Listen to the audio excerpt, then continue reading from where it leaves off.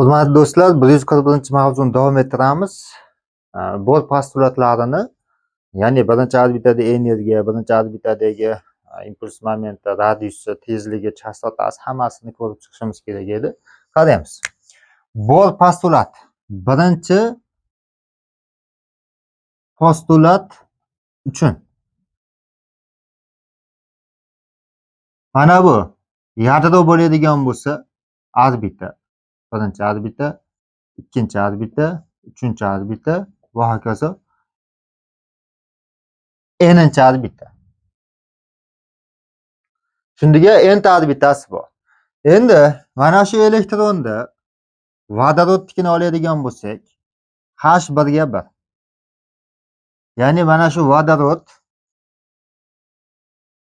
atom tuzilishini ko'rib chiqadigan bo'lsak, vodorodda bitta proton bor va atrofida bitta elektron aylanib yuradi.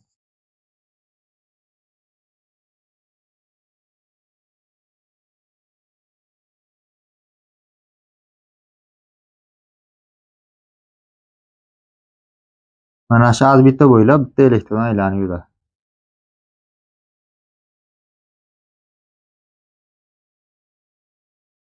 Bu birinchi orbita, tushundingmi? Asosiy orbita hisoblanadi. Ya'ni uyg'onmagan holatdagi asosiy orbita. Buni asosiy orbita deb oladigan bo'lsak, shuni o'zining radiusi bo'ladi. R0 va shu elektronni shu orbitadagi tezligi bo'ladi V0, asosiy orbitadagi tezligi va shu orbitadagi o'zining energiyasi bo'ladi, to'la energiyasi va shu orbitadagi o'zining impuls momenti bo'ladi. Shu orbitada aylanish davri bo'ladi. Shu orbitada aylanish chastotasi bo'ladi. Aylanish chastotasi nu0. Va endi nimasi qolib ketdi? Energiya, radius, tezlik, impuls momenti, davr, chastota. Asosan shular. Tushundingmi? Mana shu vodorodda nimasi atomining tuzilishi. Bitta proton, bitta elektron. Bu yadroning zaryadi bitta proton zaryadiga teng bo'ladi, E ga. Elektronning zaryadi ham nimaga teng bo'ladi? E ga teng bo'lib qoladi. Endi qaraymiz. Birinchi postulat uchun to'la energiya. Mana bu yerga yozaylik. To'la energiyasi. Asosiy sath uchun. Formulasini chiqarib berishga harakat qilamiz. Qaraymiz. Vodorod atomidagi yadrodagi proton bilan elektron o'zaro qanaqa kuch bo'ladi? Elektrostatik kuch bo'ladi, kulon kuchi bo'ladi.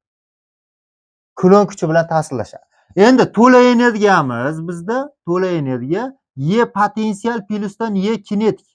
Ya'ni elektron tezlikda aylanayotganligi uchun kinetik energiyaga ega bo'ladi. Proton bilan bu musbat, proton bilan elektron o'zaro elektrostatik maydonda joylashganligi uchun potensial energiyasi bo'ladi.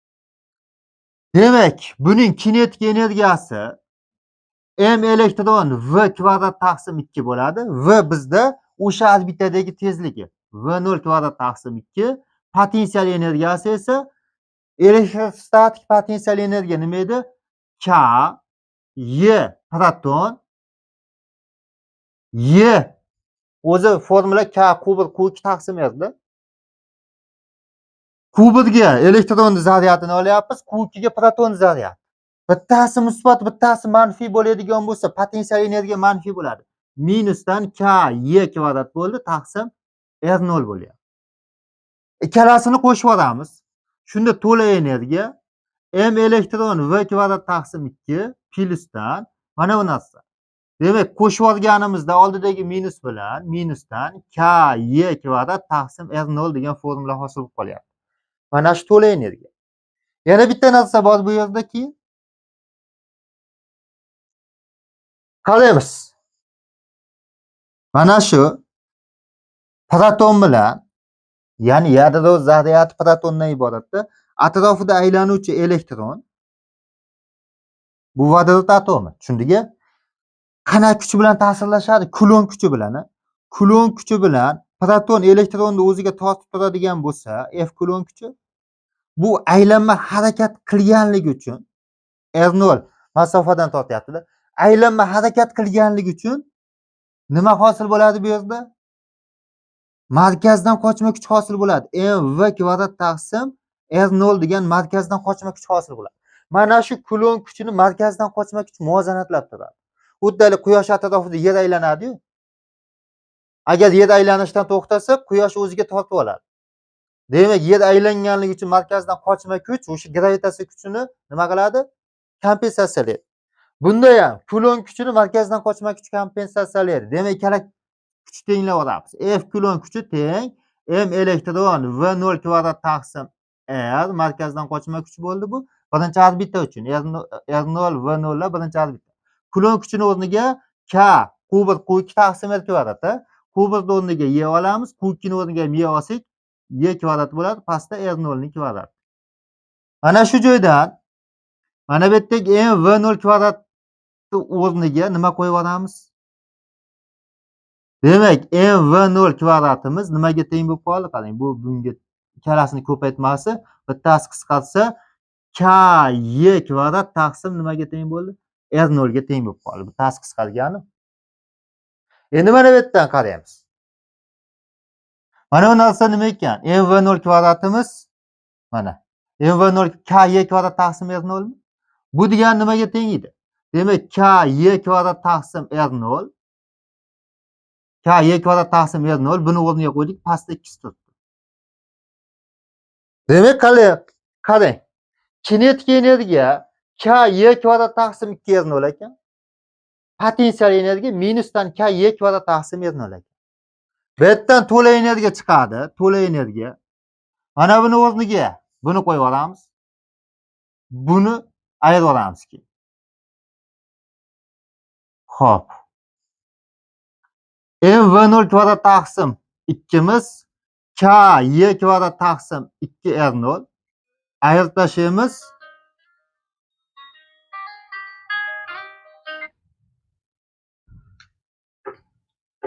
Ayirib tashlaymiz nima? K y kvadrat taqsim R0. Shunda umumxaraj bunga 2 berilsa, minusdan k y kvadratdan 2 ta k y kvadratni ayirsak, minusdan k y kvadrat qoladi, taqsim 2 R0 ga teng bo'lib qoladi. Endi mana shuni qiymatini hisoblaganimizda, qarang, to'la energiya nimaga teng bo'lib qoldi? To'la energiya minusdan k y kvadrat taqsim 2 R0 degan formula hosil bo'lib qoldi. Demak, birinchi orbita uchun aylanishi uchun kerak bo'ladigan umumiy to'la energiyasi minusdan k y kvadrat taqsim 2 R0 ga teng. Endi buni qiymatini hisoblab qo'yilgan. Tayyor. To'la energiya k ni o'rniga 9/9-si, y ni o'rniga 1/16 minus 19-si, R0 ni o'rniga orbitasini radiusini hozir chiqaramiz, u radiusni ham chiqaramiz. Orbita radiusi 0,53 angstrom bo'ladi. Birinchi orbita radius, u ham hisoblab topilgan. Hozir uni ham chiqarishni ham o'rgatamiz. Xo'p, R0 qiymatini qo'yganimizda mana shuning qiymati minusdan 13,56 minus 13,6 olaverasizlar, chunki DTMda asosan minusdan 13,6 olinyapti.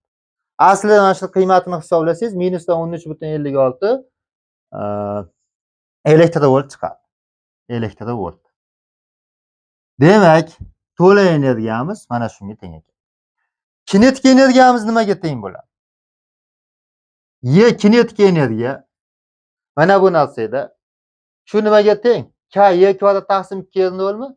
Qarang, k y kvadrat taqsim 2 R0. Buni qiymati necha edi? Minusdan 13,6 elektrovoltmidi? Demak, kinetik energiya xuddi shuni musbati ekan. Demak, 13,6 elektrovolt. Potensial energiyamiz nimaga teng ekan? Potensial energiya qarang. O'shani 2 marta kattasimi, pastda 2 bor. Qarang, mana yerda minusda k y kvadrat taqsim R0. Mana yerda necha edi? Minusdan k y kvadrat taqsim 2 R0.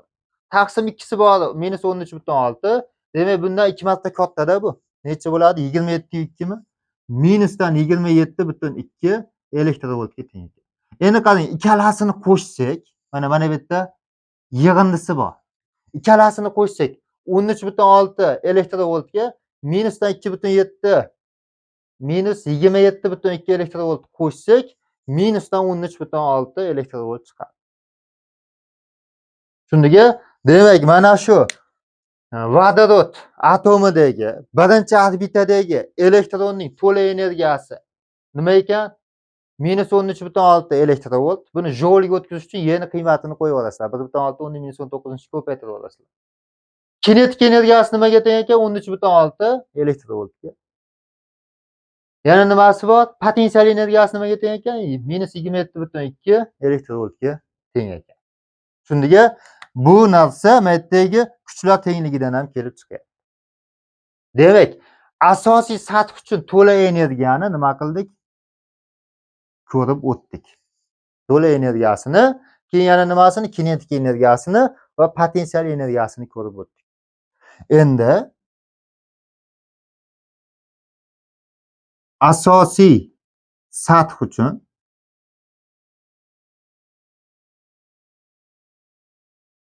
asosiy sath radiusini ko'ramiz. Asosiy sath radiusi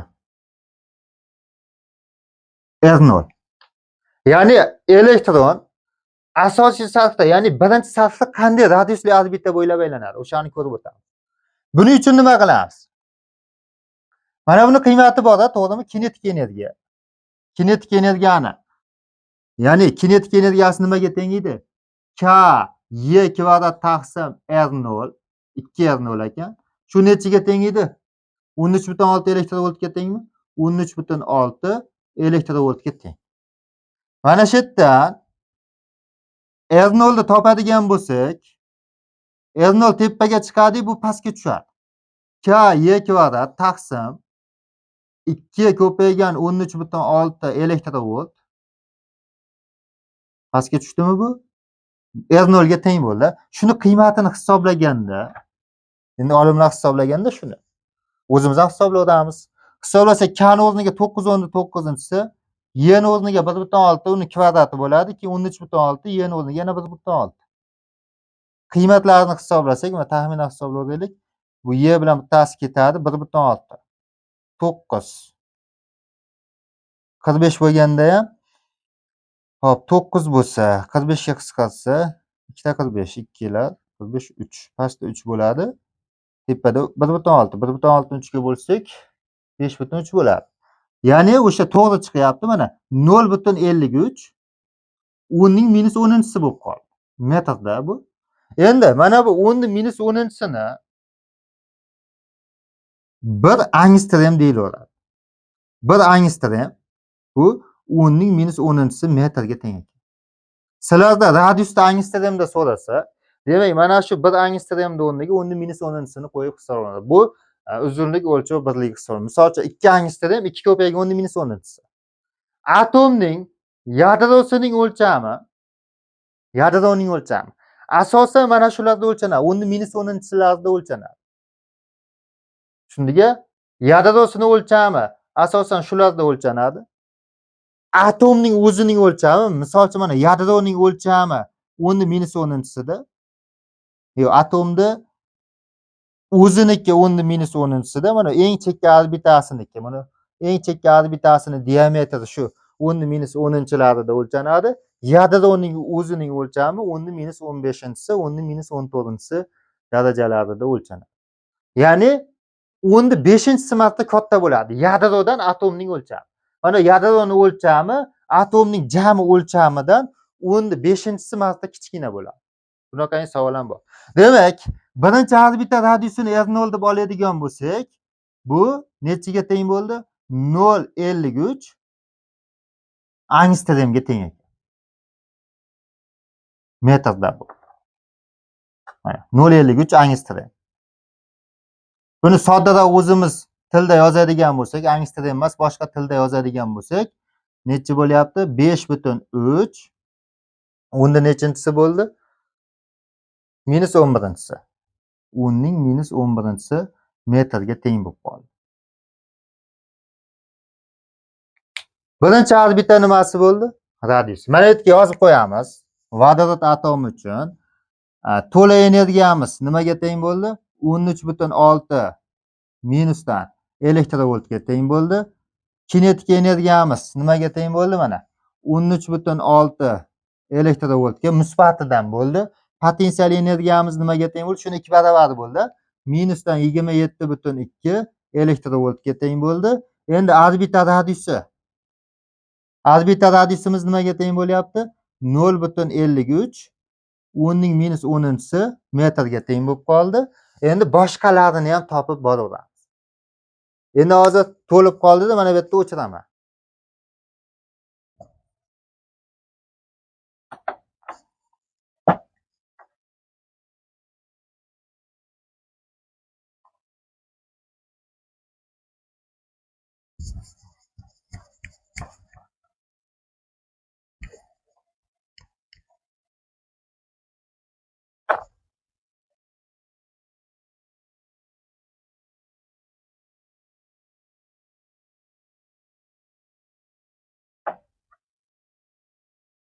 Endi ko'radigan fizik kattaligimiz asosiy sathdagi tezlik.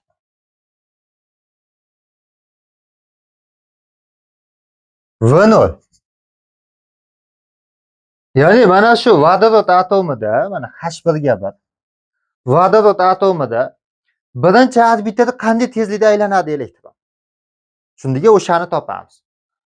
Demak, V0 ni mana bunday topsagan bo'laveradi.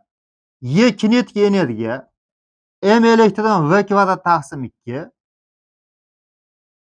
Shundan topsagan bo'laveradi. Birinchi orbitada kinetik energiyasini topib oldik. 13,6 elektrovoltga teng chiqadi, to'g'rimi? Shundan topamiz. Demak, bu teng. Nimaga teng bo'lib qolyapti? M v kvadrat taqsim 2 nimaga teng bo'ldi hozir bu yerda? 13,6 elektrovoltga. 13,6 elektrovoltga teng bo'ldi. Shu yerdan v ni topadigan bo'lsak, 2 ko'paygan 13,6 elektrovoltimiz elektrovoltga ketaversin mana. Bo'lib olamiz m elektron. Elektronning massasi 9,1 10 ning minus 31-si. Ildiz olib qo'ysak, tezligi chiqadi. Mana shuni hisob-kitob qilganimizda V0 chiqqan. V0 ning qiymati qaraymiz.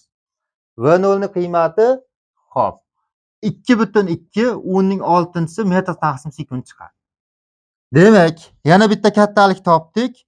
Birinchi orbitadagi tezlik 2,2 10 ning 6-si metr taqsim sekundga teng ekan. Bu birinchi orbitadagi shu kattaliklarni bilsangiz, mana bunaqangi vaqt ketkizib formulalar orqali hisob-kitob qilmaysizda, n'inchi orbitadagi tezligi, n'inchi orbitadagi energiyasi, n'inchi orbitadagi yana nimalari? Xo'p, radiusmi, impuls momenti nima kerak bo'lsa topib ketiladi. Uni ham o'rgataman hozir. Demak, tezligini topdik. Endi savol tug'iladi. Biz mana bu energiyani, ya'ni orbitani radiusini osmondan olib qo'yib energiyani hisoblab oldik. Keyin radius topayotganda o'sha energiyani qo'yib, keyin yana radius topdik deyishlari mumkin. Videoni boshidan ko'rayotganlar. Bu mana bu yerdan kelib chiqqan. Birinchi orbitada impuls momenti bor. Impuls momenti m bilan belgilanadi. Bu m elektron, m va impulsini moment topish uchun impulsni yelkasiga ko'paytiramiz. Yelka bu yerda radius bo'lib qoladi. Mana shu joyda impuls bilan aylanadi. Shundaga massasini tezlik ko'paytirsak impuls bo'ladi. Shu yerdagi impuls momenti mv0 r0. Olimlar hisoblaganda, buni olimlar hisoblaganda u borni 3-postulatiga ham oid. H taqsim 2pi ga teng bo'lib qo'ygan. H taqsim 2pi yoki bo'lmasa H chiziqcha. H Planck doimiysi. Mana bu H chiziqcha. Ya'ni H ni 2pi ga bo'lib qo'ysak, H chiziqchani beradi. Birinchi orbitadagi impuls momenti orqali tezlik va radius topilgan. Tushundingmi? Mana shu joyda hop, H qiymatini bilamiz, pi ni qiymatini bilamiz, elektronning massasini bilamiz, tezlik va radius bir-biriga bog'liqligi chiqadi. Endi mana bu formuladan Kulon kuchi bilan m v kvadrat taqsim 2 ni tenglaymiz m v kvadrat taqsim bunday edi. M v kvadrat taqsim R0 markazdan qochma kuchni Kulon kuchiga tenglab olganimizda tezlik bilan radius bog'lanadi bu yerda. Ya'ni k y kvadrat taqsim r0 kvadrat. Bittasi qisqarib ketadigan bo'lsa, shu yerdan r0imiz teng bo'ladi. Tepaga chiqsa k y kvadrat taqsim m v0 kvadrat degan formula hosil bo'lib qoladi. Endi mana bu joydagi ixtiyoriy bittasini topmoqchi bo'lsak, misol uchun r0 ni topmoqchimizmi? R0 kerak bizga. R0 teng k y kvadrat deymiz. Pastda m v kvadrat o'rniga bu yerdan v ni topamiz. V ni topishimiz uchun m r ni pastga tushirib yuboramiz. Shunda v nimaga teng bo'lyapti bu yerdan? H taqsim 2pi, H taqsim 2pi mr pastda. Mr pastda. Xo'p, mana bu yerdan ketib turdik. M ni o'rniga buni qo'ydik. V0 ni o'rniga mana buni kvadratini qo'yamiz. H kvadrat bo'ldi. Mana buni kvadrat tepaga chiqdi. 2pi m kvadrat r0 ning kvadratiga teng bo'lib qoldi. To'g'rimi? 2pi ni ham kvadrati bo'lyapti. Bu 4pi kvadratga teng bo'lib qoldi. Endi mana shu yerdan bittasi qisqarib ketadigan bo'lsa, r ni topmoqchi bo'lsak, r0imiz bu tepaga ko'payadi. Bittasi qisqardi, buni ham massani ham h ko'payyapti. H kvadrat pastda. Mana bular hammasi k y kvadrat 4pi kvadrat. Xo'p, m yana nima bor? Bo'ldi o'zi, shuni o'zi. Shunga mana r0 ni qiymat. Endi buni k ni ham yoyib olgan, qarang. K'miz nimaga teng edi? 1 taqsim 4pi epsilon 0 mi? K ni o'rniga 1 taqsim 4pi epsilon 0 bo'ladigan bo'lsa, pi ni bittasi qisqardi, 4lar qisqardi. Shunda r0 ni qiymati h kvadrat epsilon 0 taqsim y kvadrat pi qoldi pastda. Mana yerda m elektron. Mana r0 ni qiymat. Mana shuni hisoblaganda 0,53 10⁻10 chiqqan. Endi sizlar Usmonovdan qaysidir formula kitoblarida mana shu formularni ko'rishingiz mumkin bo'ladi. Keyin n kvadratga ko'paytirilgani ham bor. N'inchi orbita radiusida. Xo'p. Mana shuni hammasi doimiy sonlar. Qarang, h qiymatini bilasiz 6,62 10⁻34. Epsilon 0 ni bilasiz 8,85 10⁻12-si. Y ni bilasiz 1,6 10⁻19-si. Pi ni bilasiz 3,4. Elektron massasini bilasiz 9,1. Endi buni hisoblaginizcha ancha vaqtingiz ketib qoladi. O'sha tayyor mana bu yerda nima qilib qo'ydik? Yodlab olsangiz bo'ldi. V ni ham xuddi shunday topamiz. V ni topishimiz uchun mana bu yerga bog'langan mana. V0imiz nimaga teng bo'ldi shunda? H taqsim 2pi m elektron. R o'rniga mana buni qo'yib yuboramiz. H kvadrat epsilon 0 tepada y kvadrat bo'ldi pi m elektron. Qisqaradigan qisqartirasiz, massalar qisqarar ekan, pi ni bittasi qisqarar ekan, k bu yerda. K'midi? K ni o'rniga 1 taqsim 4pi epsilon 0 qo'yib olsangiz, yana qandaydir doimiy sonlarda o'zi qatnashib qoladi. Ana shu yerdan kelib chiqqan bu tezlik va nima radius. O'shalar orqali biz mana shuncha kattaliklarni topib boryapmiz. Buni tushungan bo'lsalaring o'chirib yuboryapman. Biz tezligini bildik mana. Kelib chiqishini tushundilaring-a bundan. Demak, mana bu tezlik bo'lsa, mana bu nima bo'ldi? Radius bo'lib qoldi. Bu r0. R0 ni ham qiymati shu.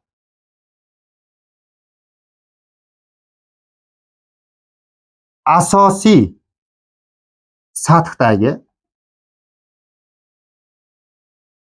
impuls momenti. Ba'zi kitoblarda endi ba'zilar katta L harfi bilan belgilaydi impuls momentini. Men katta M harfi bilan belgiladim. Asosiy sathdagi impuls momenti mana bu yerda ham yozdik mana. M0 harfi bilan belgilaymiz. Bu vektor kattalik. Impuls moment nomi bilan aytyapti. Impuls moment. Kuch momenti nima edi? Kuchli yelkaga ko'paytmasi. Impuls momenti impulsli yelkaga ko'paytmasi. Bu yerda elektron qaysi orbitada aylanishidan qat'iy nazar u impulsga ega bo'ladi, massasini tezligi ko'paytmasi. Shunga demak massasi m elektron bo'ladi, tezligi v0 bo'ladi, yelka radius bo'lib qoladi. Mana shuni hisoblasangiz, impuls momenti chiqadi. Shuni tayyor hisoblab qo'ygan. Bu boshqa tomondan hisob kitoblar natijasida m0 ni qiymati teng bo'ldi, h ni 2pi ga nisbatiga teng chiqib qoldi. Shunga mana shu birinchi orbitadagi impuls momentini olimlar h chiziqcha deb ham atadi. Ya'ni birinchi orbitada impuls momentini hisoblash oson ekan. 6,62 minus 34-sini 2 ga, yana pi ga bo'lib qo'ysangiz bo'ldi. Birinchi orbitadagi impuls momenti chiqadi. Birligi nima deyiladigan bo'lsa, qarang, buniki kilogramm, buniki metr taqsim sekund, buniki ham nima? Metr. Yoki bo'lmasa h birligini o'zi bo'laveradi. Asosiy sathdagi impuls momenti mana shu. Demak, impuls momenti m0 nimaga teng ekan? H taqsim 2pi ga. Ya'ni 6,62 ning minus 34-sini bo'lib olamiz nimaga? 2 ko'paygan 3,14 ga. Endi hozir hisoblamadim. Hisoblasak nechada qiymat chiqadi? Odatda buni hisob kitobi so'ralmaydi.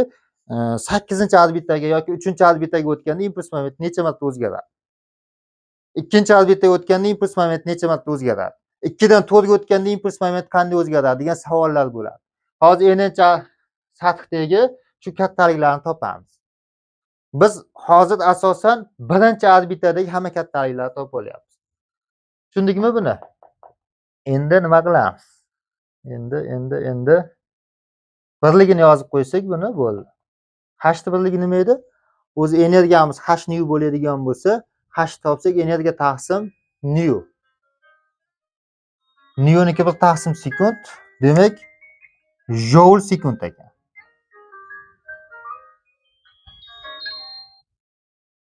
Joule sekundga teng ekan. Nima bo'lyapti endi? Asosiy sathdagi tezligini bildik, impuls momentini bildik, radiusini bildik, chastota va davr.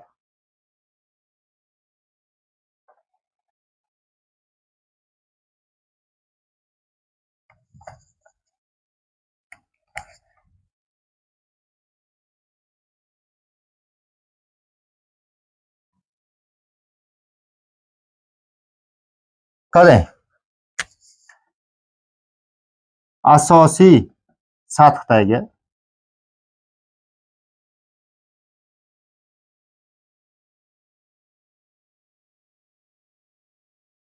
oxirgi milliy sertifikatda, endi milliy sertifikatlardan hozir videoni qachon ko'ryapsiz, qachon yo'q bilmayman.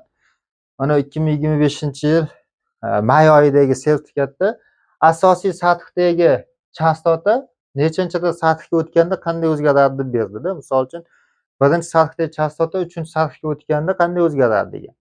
Endi asosiy sathdagi chastotani bilib olishimiz kerak. Mabodo so'rab qoladigan bo'lsa, oddiy, qarang. Bu hali tushayotgan fotonni chastotasi, nurlatilgan fotonni chastotasi bilan adashtirmanglar. Chastota 1 sekunddagi aylanishlar soni. Tushundingmi? Mana shu proton atrofida elektron 1 sekundda necha marta aylanadi? Ana shu chastotasi. Tushundingmi? Shu yadro atrofida elektron aylanib turadi. 1 sekundda necha marta aylanadi? O'shani chastota deymiz. Demak, nu0 ni topishimiz uchun nima qilamiz? Qaysi formula orqali topaylik? Davr topsak ham bo'laveradi. Yoki bo'lmasa, davrimiz 2pi r taqsim v bo'ladigan bo'lsa, chastotamiz v taqsim 2pi r.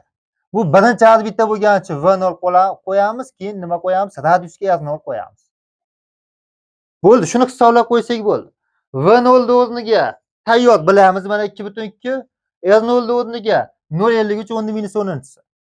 Shularni qo'yib oldi, yana 2pi lardan hisoblasak, nu0 ni qiymati chiqadi. Shundiga birinchi orbitaning chastotasi shunga teng ekan. Endi hozir hisob kitob qilmadim, chunki hisob kitobni so'ramaydi-da, qanday o'zgaradi deydi, bo'ldi. Radiuschi, radius emas, nima? Davr. T0imiz. Shuni bitta o'rnatib qo'ysak bo'ldi. 2pi r0 taqsim v0. Radiusni bunday kichkina harf bilan belgiladik. Bo'ldi mana, asosiy sathdagi. Siklik chastotasi-chi? Qaysidir testda ko'rdim. Nechanchida sathdagi siklik chastotasini toping degan. Omega 0 da bu. Omega 0 nimaga teng bo'ladi? 2pi taqsim davr. 2pi taqsim davr. 2pi taqsim davr bo'ladigan bo'lsa, o'zi omega v taqsim. V'miz omega r bo'ladigan bo'lsa, omegamiz v0 taqsim r0. Ya'ni mana bu v0 ni r0 ga bo'lib olsak, siklik chastotasi chiqadi. Ya'ni 2pi sekunddagi nima? Aylanishlar soni siklik chastota. Omega bor, radian taqsim sekundda o'lchanadigan. Ana shuni ham so'rab qolishi mumkin. Endi asosiy sathdagi yana bitta narsa qolib ketibdi. Ionlanish energiyasi. Ko'p millisekundga tushyapti. Ionlashtirish uchun qanaqa foton tushishi kerak? Asosiy sathdagi ionlanish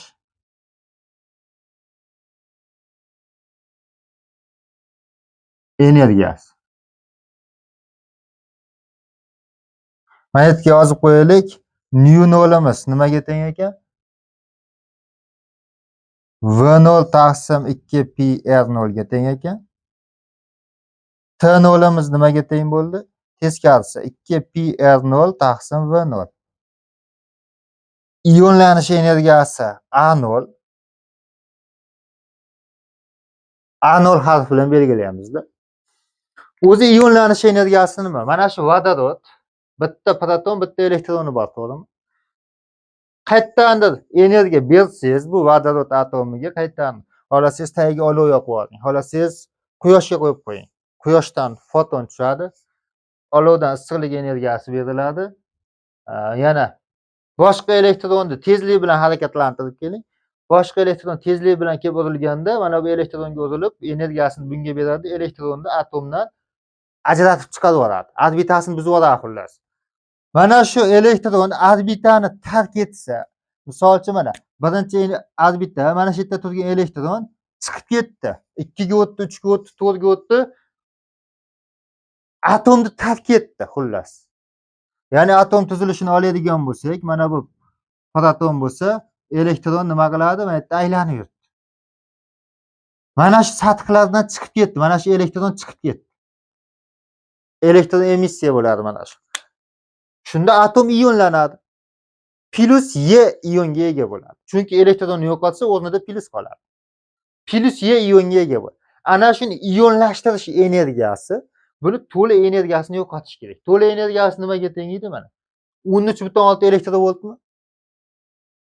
Qarang. Mana shuni elektron energiyasi 13.6 elektrovolt bo'lsa, minusda. Qayerdandir siz energiya bersangiz, energiya. Ya'ni ish bajarsangiz, shuni yadroni ta'sir doirasini tark etish uchun kerak bo'ladigan energiya ana shu ionlanish energiyasi. Ya'ni siz bunga 13.6 elektrovolt energiya bersangiz, nima bo'ladi energiyasi shunda? Musbatda 13.6 bersangiz, ikkalasi qo'shilib 0 bo'lib qoladi. Erkin elektronga aylanadi bu. Tushundingmi? Erkin elektronga aylanadi. Demak, buning ionlanish energiyasi to'la energiyasini musbat ekan. Demak, 13.6 elektrovoltga teng. Demak, ionlanish energiyasi 13.6 elektrovoltga teng. Bu asosiy sathda, e'tibor beringlar, asosiy sathdagi ionlanish energiyasi. Endi elektron ikkinchi orbitada turgan bo'lsa, ionlanish energiyasi sal boshqacharoq bo'ladi. Kamroq bo'ladi. Chunki oldin qayerdandir energiya olib 2 ga o'tib olgan. Biz yana qandaydir chiqishini bajarsak, u yana osonroq yadroni tark etadi. Ya'ni atomni tark etadi desak ham bo'ladi. Bu birinchi postulatiga oid asosiy sathdagi nimalar edi? Doimiy kattaliklar. Endi shuncha narsani yodlashni o'zi bo'ladimi deyishinglar mumkin, lekin iloji yo'q. Yodlab olsalaring ancha vaqtdan tejaladi. O'zi ko'p narsa yo'q bu yerda. To'la energiya deyarli har safar uchraydi. Kinetik energiya ham, bu ham. R0, V0 har xilda uchraydi. Qiymatini bilib qo'ysalaring yaxshi. Yoki DTMda formulalar jadvali bo'ladi, formula o'sha yerda bor bular. Impuls momenti h taqsim 2 pi. Menimcha bu qiyin narsa emas. H 2 pi ga bo'lsak bo'ldi impuls momenti. Chastotani qanday topishni bildilaring. O'zingiz bilgan aylanma harakatda chastotani topib olasiz. V ni 2 pi ga bo'lib yuborasiz. Davrda ham o'zingiz bilgan aylanma harakatdagi davr formulasi bor, 2 pi taqsim mu. Yo 2 pi taqsim v. Davr. Demak, ionlanish energiyasi mana bu to'la energiyasi 0 ga aylantirish uchun kerak bo'ladigan energiya. To'la energiyasi birinchi orbitada -13.6 elektrovolt bo'lsa, shuni musbatini shuni qo'shib olsangiz 0 bo'lib qoladi. Bo'ldi. Atomni ta'sir doirasini tark etdi. Ya'ni atomni tark etdi u. O'chiramiz endi. Sabab n'inchi orbitadagi kattaliklarni ko'rib o'tamiz.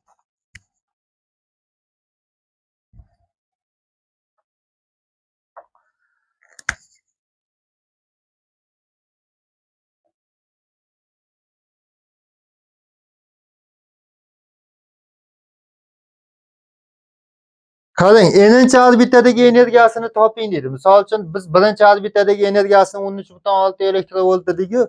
Misol uchun 4-chi orbitadagi energiyasini toping deydi.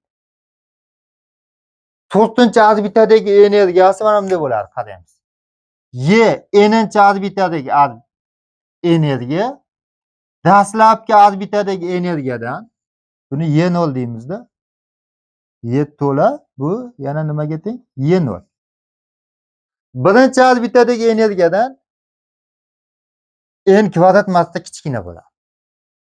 Misol uchun ikkinchi orbitadagi energiya nimaga teng deyiladigan bo'lsa, 13,6 ni 2 ning kvadratiga bo'lib olasiz. Tushundingmi? Misol E3 ni toping. E3 imiz teng E0 taqsim 3 kvadrat. Ya'ni minusdan 13,6 elektrovoltni bo'lib olamiz 9 ga. Bo'ldi, mana shu 3-orbitadagi energiya. 4-orbitadagi energiyani toping desa, E0 ni 4 kvadratiga bo'lib olasiz. Tushundingmi? N'inchi-orbitadagi energiya shu. Endi n'inchi-orbitadagi mana energiyani bildik. Uchalasi ketaveradi. To'la energiyani topsangiz ham n kvadratga bo'lib olasiz. Kinetik topsangiz ham n kvadratga bo'lib olasiz. Potensialni topsangiz ham n kvadratga bo'lib olasiz. Tushundingizmi? Bir xil hammasi. N'inchi-orbitadagi undan keyin nima? Radius. Misol uchun mana birinchi orbitaning radiusi mana bu R0 bo'ladigan bo'lsa, ikkinchi orbitaning radiusi R2 bo'lyapti. Umuman olganda n'inchi orbitaning radiusini topishimiz uchun qarang, katta bo'lish kerak. Orbita radiuslari katta bo'ladi. Tushundingmi? Orbita sathlari oshib borgan sari radius katta bo'ladi. Masofa uzoqlashadi-da. Tushundingmi? Demak, birinchi orbitadagi radiusini ko'paytirasiz n kvadratga. Demak, bu nima chiqdi bu? N'inchi orbitadagi radius chiqdi. Misol uchun, ikkinchi orbitaning radiusini toping desa nima qilasizlar? Misol yana R2 ga teng bo'ladi. R0 imiz necha edi? 0,53 mi? R0 ko'paygan 2 ning kvadrat. R0 imiz nimaga teng bo'ldi? 0,53 10 ning minus 10-si ko'paygan 4. Mana shu ikkinchi orbita radiusi hisoblanadi. N'inchi orbita tezligi. Bu masala n'inchi orbitaning radiusini topganda, radiusni bundan oldin chiqarib berdim formulasi. O'shanga h, p, keyin E0, E, m elektronlar qatnashgan formulasi bor. Unga qo'ysangiz ham shu javob chiqadi, lekin oson yo'li R0 ni 2 ning kvadratiga ko'paytirib qo'yaverasiz. Plus n ning kvadratiga ko'paytiriladi. Demak, n'inchi orbita tezligini topishimiz uchun qarang, Vn teng bo'ladi V0 qanday bo'ladi endi? Bunday qilamiz, qarang. n o'rniga mv kvadrat taqsim mana. Mv kvadrat taqsim 2 qo'yib yuboramiz. Buni o'rniga mv0 kvadrat taqsim 2 qo'yamiz. Tushundingmi? Mana bu yerdan kelib chiqadi. N'inchi orbitadagi energiyaga mv n'inchi orbitadagi tezligini kvadrat taqsim 2 tenglaymiz E0 ga mv0 kvadrat taqsim 2 bo'lib olamiz n kvadrat. Ikkilar ketsa, massalar ketsa, demak v n'inchi orbitaning tezligi v0 ikkala tomonni ildiz olsak, v0 taqsim n ga teng ekan. Tushundingmi? Demak, bu v0 taqsim n ga teng. Qancha yadrodan uzoqlashgan sari elektron tezligi kamayib boraveradi. Radius oshib boraveradi, tezligi kamayib boraveradi. Demak, bu qismini o'chiramiz. Misol uchun 4-orbitadagi tezligini topishimiz uchun v0 ni 4 ga bo'lib qo'yamiz. V0 imiz 2,2/6 bo'ladigan bo'lsa, 2,2/6 ni bo'lib olamiz 4 ga. 5,05 bo'ladimi? Yo'q, 0,55 mi? Xullas shu. Metr taqsim sekundda. Tushundingmi? Nima qolyapti? Impuls moment. N'inchi orbitadagi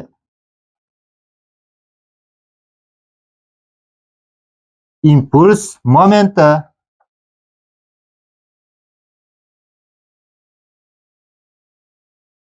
qarang, mn Buni qanday topamiz? Qarang, o'zi impuls momentining formulasi nima edi? Impuls momentining formulasi impulsini radiusi ko'paytmasi, elektron tezligi massasi o'zgarmaydi. N'inchi orbitasini tezligini olasiz, n'inchi orbitasini radiusini olasiz. Mana. Endi shunda Vn ga nima olasiz? Vn ga mana buni olasiz. Shunda m v0 taqsim n bo'lib qoladi. Radiusga mana buni olasiz. L n kvadrat bo'ladi. Pastda bitta n hosil bo'ldi buniki, suratda n kvadrat hosil bo'ldi. Shunda mana bunday formula bo'lib qoldi. M elektron v0 taqsim n u r0 n kvadrat bo'lib qoldi. Bittadani ketsa, mana bu narsa birinchi orbitadagi impulsini bersa, birinchi orbitadagi impulsidan n marta katta bo'ladi. Bu degani h taqsim 2pi dan n marta katta bo'ladi degani. Tushundingmi?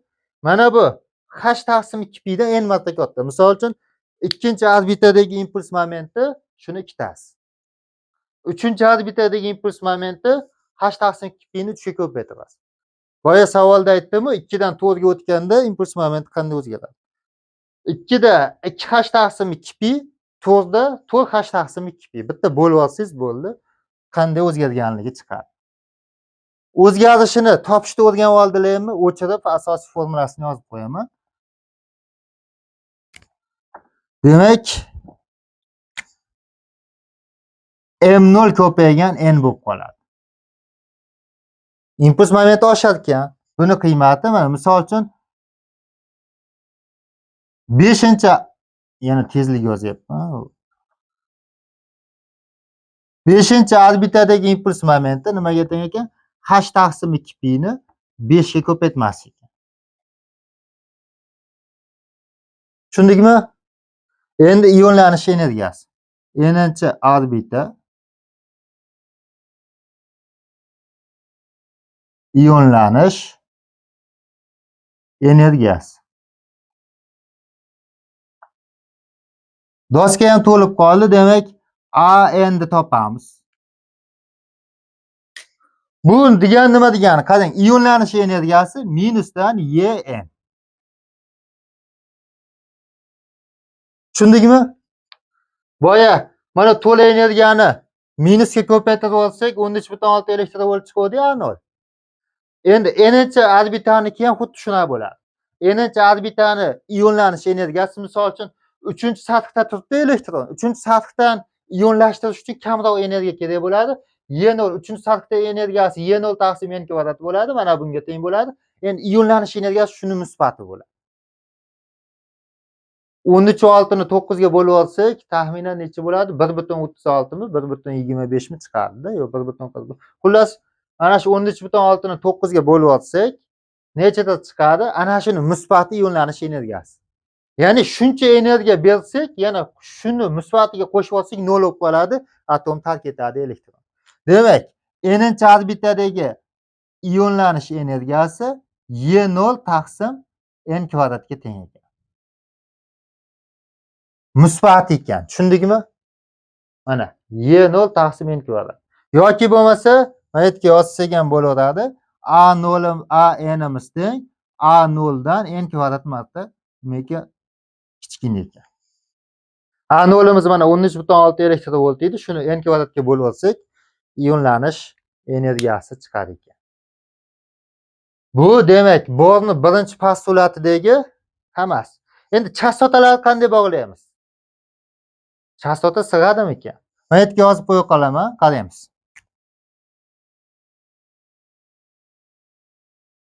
Chastota o'zgarishi nu n. N'inchi orbitadagi chastota oxirgi millisekundga tushgan, qaraymiz. Qanday aniqlaymiz?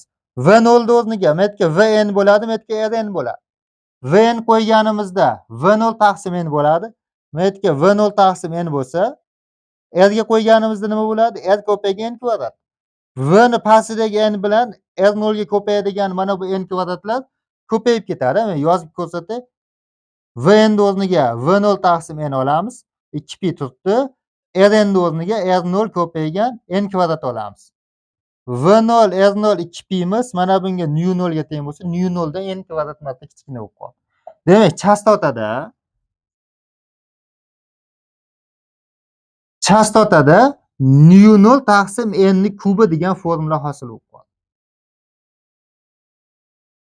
Misol uchun birinchi orbitadan uchinchi orbitaga o'tdi desa, chastota qanday o'zgaradi desa, uchinchi orbitada chastota 3 kubi necha? 27 mi? 27 marta kamayar ekan.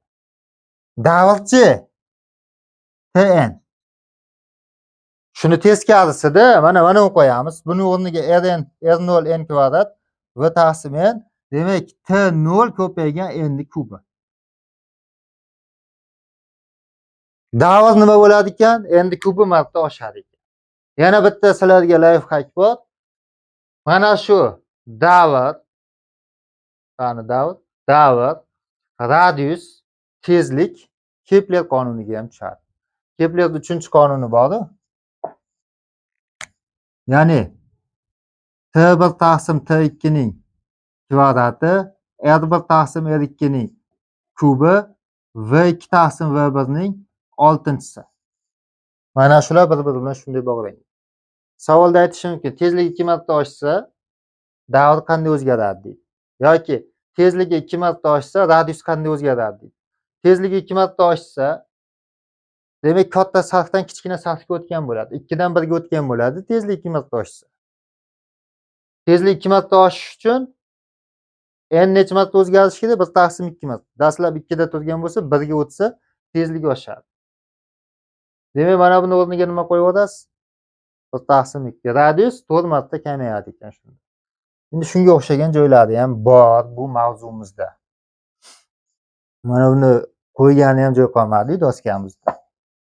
Tushundikmi? Endi ikkinchi postulatiga oid. Ikkinchi postulat nima edi? Bir orbitadan boshqa orbitaga o'tayotganda nurlatgan yoki yutgan fotonning chastotasi Rydberg doimiylari qanday energiyali foton yutadi, qanday energiyali foton chastotasini yoki foton chiqaradi, o'shalarni batafsil shunga o'xshab isboti bilan o'rganamiz. Keyingi videoni ham o'tkazib yubormang.